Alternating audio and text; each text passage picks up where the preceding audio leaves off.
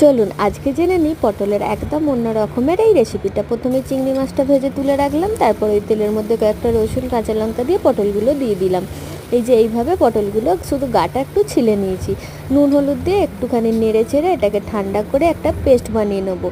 তারপরে তেলের মধ্যে কালো জিরে শুকনো লঙ্কা দিয়ে একটু পেঁয়াজ দিয়ে নেড়ে চেড়ে নিচ্ছি। পেঁয়াজটা হালকা করে একটু ভাজা হলে দিয়ে দেবো আদা রসুনের পেস্ট আর খুব সামান্য পরিমাণে গুঁড়ো মশলা, হলুদ গুঁড়ো, ধনে জিরে গুঁড়ো আর সামান্য পরিমাণে গরম মশলার পরিমাণ মতো নুন।